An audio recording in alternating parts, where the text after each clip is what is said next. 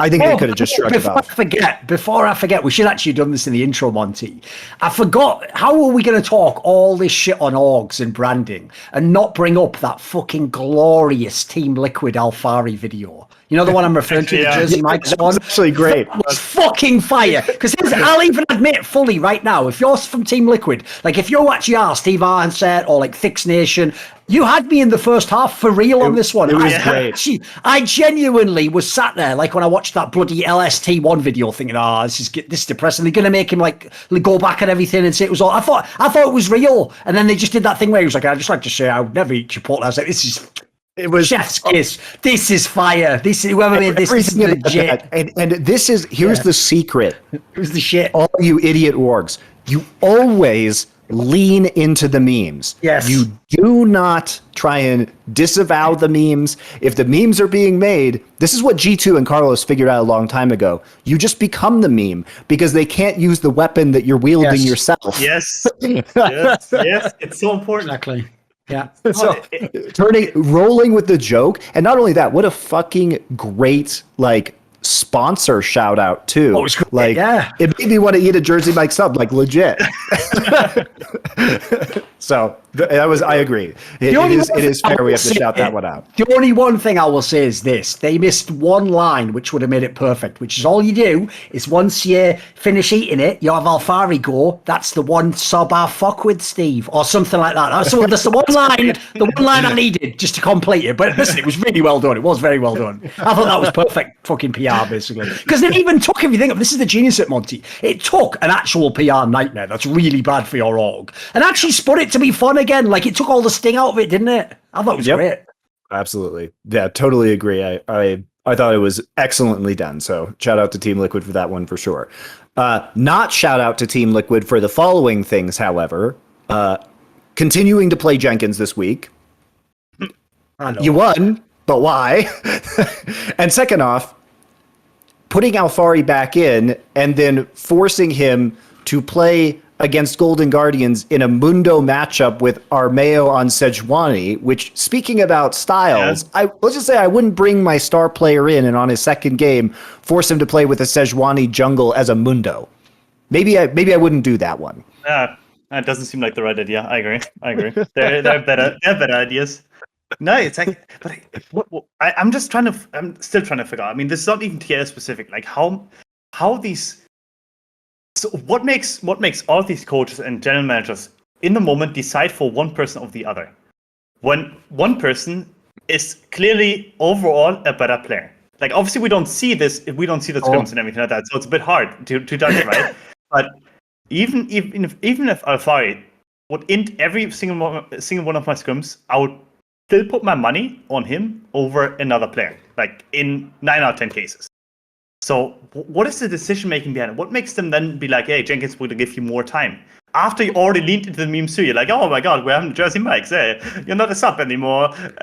We instead have other subs can eat. Look, the narratives are just so ridiculous because Thorin and I have been talking like, okay, Alfari might be the best Western Gangplank player, and then you sub in Jenkins and force him to play Gangplank, right? Okay, so Alfari comes back. First game, here comes Gangplank. He's swinging his big pirate dick around, mushroom stamping fake god. And then the next game, you sub him out, and then you bring him back in and play Mundo. Stop. Stop doing that. I do think there is a legit abstract point we can get into, which is if I had to speculate, Amazing, this is what I think it is genuinely. First of all, there is a thing in esports that already everyone does that I can't handle, mate. And it's terrible in League of Legends because it's a game with a global meta concept, which is where you already have to pretend all 5 players in your team are equally good and at everything in the game, right? I already can't handle how offensive that premise is, but let's accept it for a second. So already you play with this ridiculous scenario where, like we're saying about Jizuki, we actually have to sit around and pretend like if like Aphelios was the most OP shit ever, that you would just destroy every comp in EG to just make Aphelios the best player in the AD carry role. You wouldn't. You'd ask yourself, who's my AD carry? What type of team do I have? Do we even run a field? You know, a normal human would do it. Sadly, coaches still all have to pretend like my players can do anything, like as though it was their actual children in the fucking world. Then secondly, there's the whole thing where they do this thing where it's like they can't admit what Monty just said because it sort of destroys the premise of having having subs. Because realistically, spoiler for everyone in the LCS, here's what a sub is. It's someone who plays just if the player you signed can't play. It's not like sports, an active position on a bench, which comes in for certain game time and to do different offensive and defensive strategies. That isn't what it is in League of Legends at all. It maybe was that in Korea briefly when they've done it, and then that's a byproduct of an entirely different culture. In America, realistically, it's the emergency. It's what you do when someone can't play. But they try to use it amazing as though it was like an equally, it's just a different type of tool. Like, yeah, who should I use this game? Should I use Alfari? I could use Jenkins. It's like, no, that discussion has never ever happened ever in the history of the entire Team Liquid organization. What happens is maybe you're having a problem with Alfari, maybe here's then you go, well, is there anything we can do? Oh, technically, do we even have to use Alfari? Maybe if we use the Jenkins guy. Because my problem is this. In my opinion, all subs are temporary solutions. Realistically, if it's for behavioural reasons, you just want to give the player who's the problem, who isn't the sub, time away from the team to reflect, have conversations with him. Hopefully the fact he doesn't play, guilts him a little bit. He thinks to what he's doing. So in which case, it had fuck all to do with the sub. But my problem is this. It's that it's always presented, as this coach who's getting paid hundreds of thousands of dollars actually does think Jenkins is better than Alfari. In which case I go, you know what? I don't need to hear any more. Go ahead, sir. Go ahead. Put your whole fucking career on Jenkins. Bring them all in. Get them all in. Get fucking contracts in. I see you prepared this nice noose for your career. It's not limited. I know. Like at that point in time, like you just look silly as well. I know it's PR, but you look silly when you imply that's true. Because as Monty says, surely they all on some level know that the ideal scenario is to Alfari and that the Jenkins guy isn't as good. Like we've got to accept those initial facts. Surely. Come on. I mean, obviously, like Cole being new in that position may actually impact that too. He kind of has to probably have other people make the decisions for now. Like I just don't believe him to be. I mean, from the outside perspective, I don't think he's going to be for now at least a full-fledged head coach as other people would be, like Jed was. But it's still as you put it, right? Like it's that whole sentiment of not understanding. Each player has his own strength, and each player is different to a certain extent. And if you don't acknowledge that ever, and if you play on the premise that you think everyone is or you pretend that everyone is gonna be perfect or good enough at certain things, well then, tough luck. You're far away from reality and don't quite understand that lack of perfection, which actually is actually an acceptance of a lack of perfection, is actually so necessary in order to navigate a team environment. Sure. Like if you don't understand that a team is not perfect, or a player or each one of your players is not perfect, well then you're gonna be in La La Land 24/7. You're gonna play champions you cannot play, lose games you're not supposed to lose because you're not admitting who you are. And It's a wild thing to see. I mean, some teams have figured out more than others, but those who haven't figured out yet, are still are the ones like CLG that are ending up in that situation where they have to specialize at some point, because then they suddenly realize that we're not good at anything. We just have to play a couple of broken comps and hope for the best. But this way, if anyone's also got overlap interest in the CSGO, this is literally what's going on in Counter-Strike right now, where the number 2 team in the world is a team from the CIS region called Natus Fincer Navi, and they have the best player in the game right now, Simple, and he's literally basically what Faker was in League of Legends Season 3. He just hard carries every game, he stops everyone, but the reason this team doesn't actually win all the competitions is because basically the coach of their team has a perfectionist's mindset, and he genuinely tries to play the most high-level Counter-Strike possible. But the problem is, even though he has one player who could do that, all the rest of his team's incompetent to do that. He has 2 players that are basically rookies and haven't played at the highest level before. He has one player who never was supposed to be a leader but who got made to be the leader. The whole team is sort of if instead he sat down and what someone said to him was, listen, the next game is the only game you will ever play and it is for your life. How would you have these players play it, right? You'd do a very, very pragmatic approach there. You'd be super cynical, wouldn't you? Like you can do this, this is the best player, give everything to his. Instead of doing that, it's what I'm talking about. They try to pretend as though, cause in theory, this would be the best way you could play. I'm going to have you all do this, but as I'm pointing out, they don't have the pieces to actually do it. And I think a lot of people run into that problem in coaching in League of Legends. I see a lot of coaches where I can tell you, I've taken these guys aside and talked to them privately. They definitely know the game. They're super smart people. Yep. The problem is when they get to do the actual running the team part, some of them really will take what is the equivalent of the chess pawn piece and go, I'm going to pretend this is a knight. And it's you can't do any of those moves, mate. No, I'm going to make my whole strategy that's what a lot of people are doing, sadly. Yeah, no, I agree.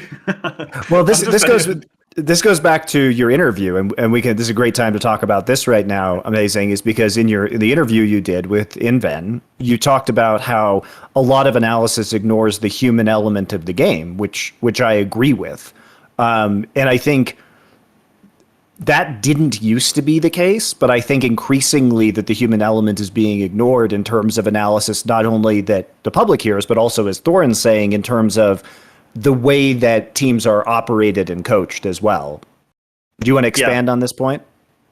So when I think about how we honestly conclude or go forward with our analysis at this point in time, is that we basically assume a perfectionist mindset in more cases than not. We assume that this XYZ is a perfect situation that we're always going to be able to create and replicate, and that's what we're going to strive towards, and anyone that diverges from it is doing the wrong thing.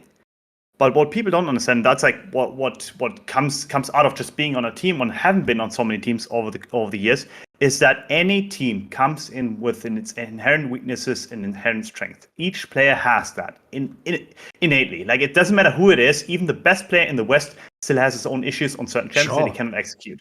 So what you do over the course of the season is that you keep trying to obviously approach that perfectionist mindset to a certain extent, kind of try to get to the perfect play.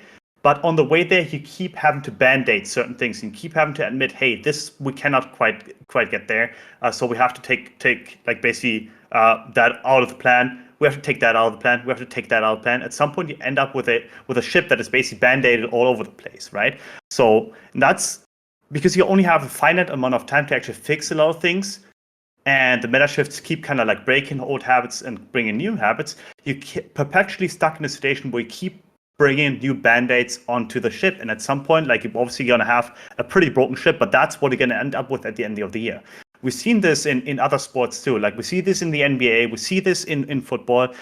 Sure, you can try to play a perfectionist, or have a perfectionist mindset, but if you don't admit that your players only have a finite amount of time, you only have a finite amount of time to work with them, you're going to end up with a ship that may be half built, but it doesn't fucking float, because you never build the ship fully and just fix a couple of holes, but you instead build half a ship because you didn't fulfill the requirements over the course of the season of addressing all the players individually to a good amount. And I think that's basically the issue with analysis nowadays. We see this in draft analysis.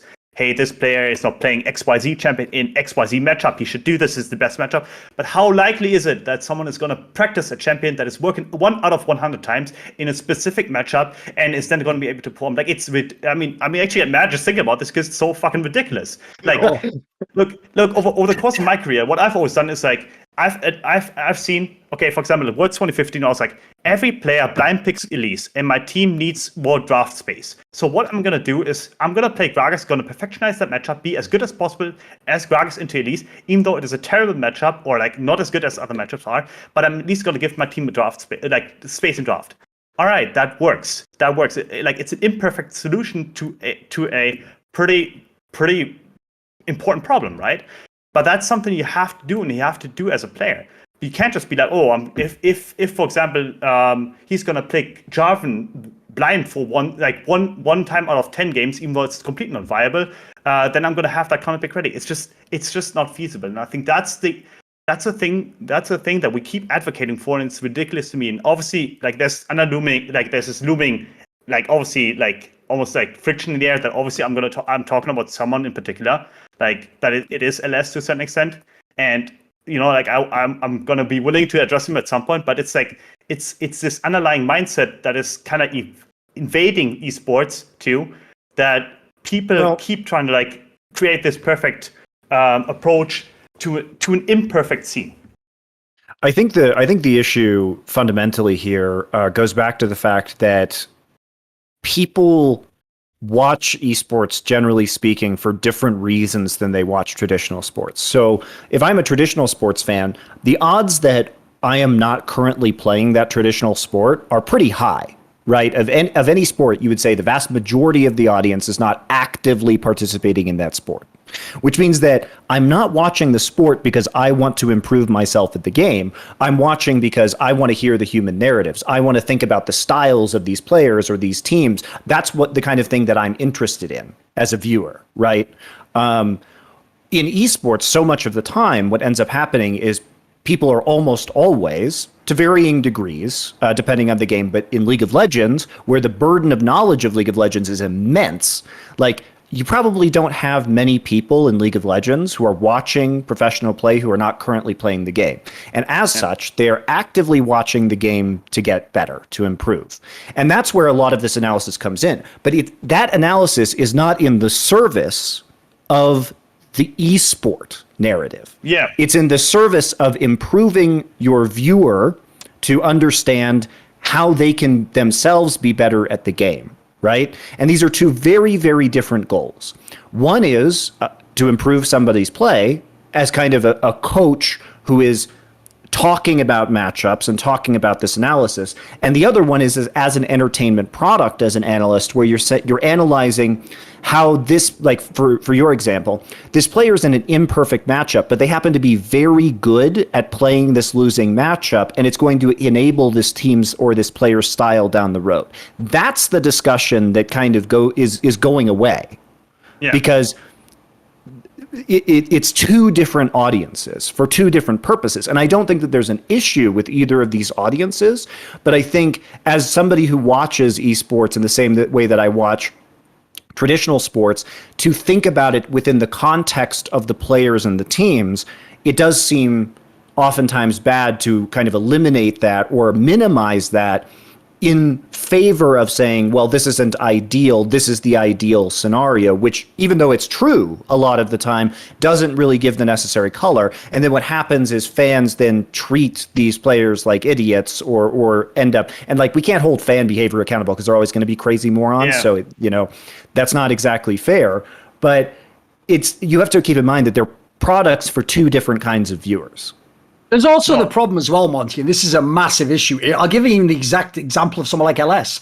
People like LS and Dom, by the way, you can ask them on a show and they'll tell you straight up, they don't actually really enjoy watching LCS. Like, they think, obviously they love like LPL, LCK, they love the highest level of League of Legends, but they'll tell you, for obvious cynical business reasons, they do cover the LCS, right? It's obviously the one that still gets a lot of views. It's a touchstone league for a lot of people. So I will agree, one of the flaws that we have is that the absolute best content creators, me and Monty are doing it right now, are only making the content around LCS because it's popular. We're not doing it because we actually enjoy the product. So the problem with that is, it does mean, like, I agree, by the way, it is kind of ridiculous. Imagine if I turned on the PCS stream, right, amazing, and every second comment was like, of course, this team fight is shit compared to the LPL. I'd be like, I'm not watching the LPL, like, I'm watching PCS, like, why are we framing it this way? But the problem is, that's essentially what we've done with, like, LCS. Because LCS's level is so low now, I mean, it's not even as good as LEC, but it's a million miles from LPL, etc. Because it's so low, it means that, unfortunately, the people we bring in to be the best content creators, who are the best, their whole frame of reference is constantly the better leagues, unfortunately. So I do feel as though, like, I sort of get why it ruins the vibe of it. Because, like, I can't lie, I wouldn't watch it if I had to watch it just to enjoy it. So I think we're in a bad spot in that sense. I don't know what the solution is, though. I think everyone's just in stock, It's also that I think that the narrative, the kind of perfect game narrative, and, I've known LS for 8 years, you know what I mean? Since basically I moved to Korea, and he's always been playing the perfect game in his mind. And I find that very interesting, right? Like, I really enjoy that about him. But the problem to me is that narrative is now dominant, as opposed to taking into account, like you're talking about, the specifics around the team. But he doesn't really have an interest in team or player styles. His primary interest is the perfect game of League of Legends. And that's fine. You just have to know that that's what it is. No, but I mean, to give historic reference, like, for me, like, when I obviously came into TSM, then obviously brought things into Origin, like, me and Mithy were the ones that were always trying to create the perfect game scenario for our teams. It's like, it was our thinking, make it as Korean as possible, because Koreans were dominant at the time, right? Oh. And that works if you have the players that can kind of convert, like, it's kind of, that can kind of convert that knowledge into action, right? That's basically the necessity for it. Like, are there a lot of players nowadays that have the same kind of caliber, for example, that my Origin team had at the time? Well, individually, in terms of game knowledge, in terms of the brains, by comparison, no. I would say a lot of teams don't have that kind of like innate ability to actually translate whatever they're being told into action. They cannot convert it. So what you end up doing is basically you criticize people that potentially, I mean, you can talk about the hiring process. That may be a thing. You can talk about that, but you cannot just address people in a way that you're like, oh, this guy is bad because he's not thinking of that yet. Like you cannot. And that's the whole issue that I see with it, because it ignores so many factors that happen before. And I always like to talk about the process. We're talking about obviously hiring process to begin with. You have an individual player is being brought in for a specific reason. Then you have the execution of that player. Hey, is this player actually being utilized properly within the team context? Is this player being like given enough resources? Is this player given enough time, ample time by the coaches, by the management, whatever it is, to actually address all of his issues? And how does the team overall function, right? So there are so many factors that kind of lead into imperfect decision making, because you cannot address everything at the same time. And that's like the whole issue I see behind it. And addressing that with a perfectionist mindset is disingenuous to the process. And I think that's where my biggest issue lies with it, because I know that like I've had to do so many cutbacks throughout my career, and I've seen so many other players having make so many cutbacks to their own self in order to benefit the team, that this is taken out of the view. And I guess it undermines a lot of people, it undermines a lot of players, and it undermines the actual essence of what the game is about. And at the end of it, it's a competition, right? You want to win, you're going to give your team the best chance to win. Sometimes doing the perfect thing is not the best thing to do for your team. Yes. And I think that's I guess the essence of the issue that I see with this with analyzing everything and every team through this perfectionist mindset. That you ignore that whole thing. I actually think, though, by the way, that ties back into what I was saying. Like, what's funny is, in some ways, though, this is what's very good about what LS is doing. It is breaking.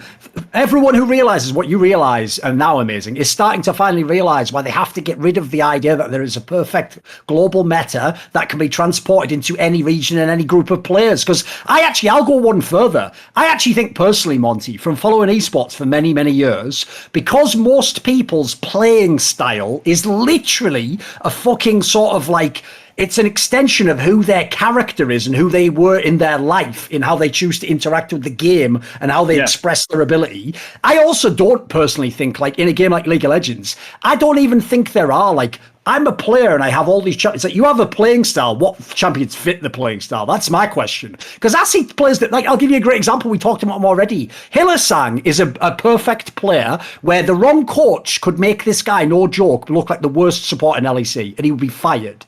The wrong coach, because Hillestad doesn't play certain champions. He does. He'll lock them in, but he will play that champion. Everyone saw this like 2 years ago. He will play Nautilus like it's fucking Pike. He will do that. He will try to engage in engages that are like, where's the escape, mate? Like, how are you going to get out of this? Like, your teammate doesn't even want to go for this fight. So in that scenario, like, if you're thinking perfectly, if you give him those tools, that exact comp, he's going to do the wrong thing with it. It's like, one thing I do like that LS brought to the game was, because he's not looking at the humans, one thing he is trying to identify, and this was so misunderstood, it's actually something Monty kind of, I would say, popularized, is the idea of what are our win conditions in this game. Because his premise is this is what the comp is supposed to do. They're not doing it in the game. Like, for example, if they've got like a game that has a scaling comp, why are they doing this early game fight when they don't have like early game chat? That's correct. I like that approach. Like, I'm glad that some of these things exist in the game now, because I got really sick of people talking like everyone was a perfect computer who could play this champion the same way. A lot of people did that. Yeah, I can go. And I think it's also the fact, and what's I think underrated about LS is that his content has bridged non-esports fans with esports. And I think this is why I think esports people tend to chafe against LS, is because we simply just have different goals. And what he does is he provides, through patch note analysis, like the content that he creates, people who LS fans, probably a lot of them don't really watch esports besides what they watch for LS, because again, their primary motive is improvement. And you have to remember where he came from. He came from streaming coaching sessions. He wasn't doing esports VOD reviews. Yeah, true. Even when he was a caster, his main focus has always been on the fundamentals of the game and not about the narratives of players and teams. That's just not what he does. And what he does is he provides a bridge from fans that are trying to improve into esports. And I don't think that there's probably hugely significant crossover, because if you prefer the esports style narratives, you're probably not watching LS's stream. You have like an antidote to this, by the way, Amazing. Like, is there an approach you'd rather people took on, like stream, for example, when it's actually like the LCS or the LCS? Is there like a way to offset what you're talking about, to take into account the human component more? I mean, what we had in the past was obviously the narratives being driven by the teams, like basically creating that esports content, like having those video cameras basically all around the teams, and to kind of like really humanize the players. And I think partially that has gone missing, and thus the content creators that are now relatively dominant have taken a hold, because there's no competitive like basically material out there that can in any way compete with the views, right? So you have that out, like if, for example, LS or Dom would have been streaming at the time, for example, to that extent that like the TSM content came out in season 3, like you would have like these narratives clashing. We had this with you guys. Remember when you had your Summoning Insight at the time, and we had our esports content, and it was like we could kind of like interact with that, so that helped. But now it's like, and I think the only way to do it is basically like to incentivize more players to actually go out there and kind of like talk about what's happening, like talk about themselves, talk about the teams, to kind of like give perspective and like addressing the public a tad more. Like I go. Keep going, man. Yeah. Just finish the point and then Monty will go. Yeah. It's basically it's just like, if you don't address certain things, you're gonna let others write the narrative. That's just how it is, and that's on you. That's on you. I mean, it's not been on me because I've been really fucking open about everything that I do. Right. But other people don't do that, and I think that's where they like. I don't want to say I don't want to dramatize it either. But them not putting any content out there, them not saying anything about anything that's going on with their teams, not contextualizing anything, makes it so that every single player that a narrative is being written about is being left out in the open. And that's on the bigger veterans. That's especially on the bigger veterans if they don't defend their fucking rookies, for example. Want to see more cool, funny, interesting clips based on topics from my content? Well, subscribe to this channel then, or, be a pleb and don't.